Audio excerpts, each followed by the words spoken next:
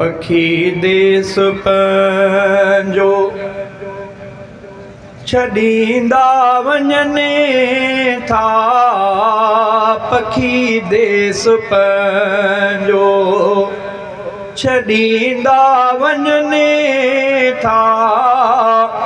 अबाणा छॾे कख ओल ॾींदा वञनि था।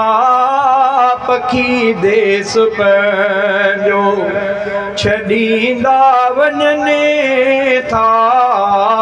पखी देस पंहिंजो छॾींदा वञनि था। अबाणा छॾे कख ओल ॾींदा वञनि था। पखी देस पंहिंजो छॾींदा वञनि था।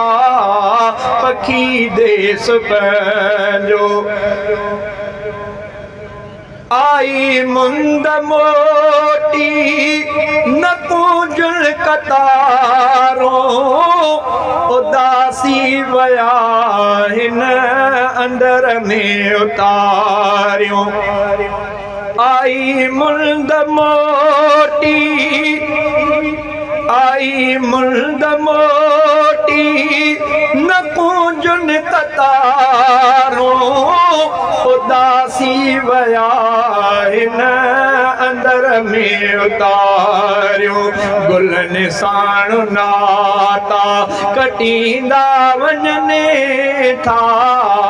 गुलनि साण नाता कटींदा वञनि था। अबाणा छॾे कख ओल ॾींदा वञनि था। पखी देस पंहिंजो छॾींदा वञनि था। पखी देस पंहिंजो उॾामी वयासे वरी कोन आया। वया वरिया गुज़ेरे लड़ी कोन आया। व्याल ॾेहन जूए मां कई मोरनि जहिड़ा मोर। व्याल ॾेहन जूए मां कई मोरनि जहिड़ा मोर। शींहनि खां शुरूआत में हुया ज़्यादा जिन खे ज़ोर। हिन भलाड़ीअ भूए में वञी सुता भाॻिया चोर।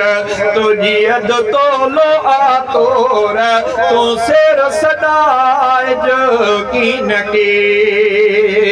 उॾामी वया वरी कीन आया।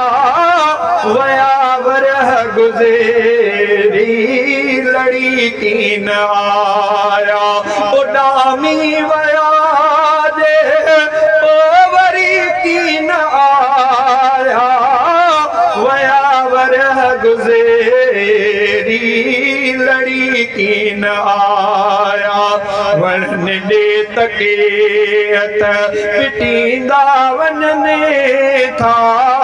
अबाणा छॾे कख ओल ॾींदा वञनि था। पखी देस पंहिंजो छॾींदा वञनि था। पखी देस पंहिंजो नवसिरनि अखियूं सां तूं से प्यारियूं।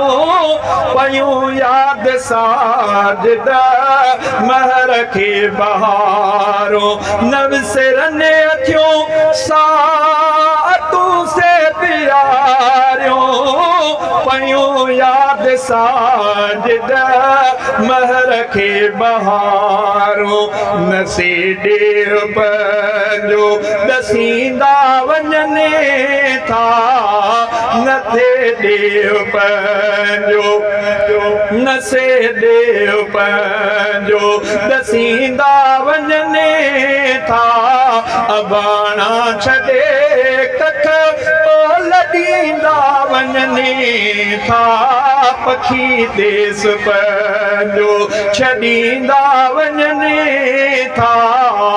पखी देस पंहिंजो छॾींदा वञनि था अबाणा छॾे कख हाल ॾींदा वञनि था पखी देस पंहिंजो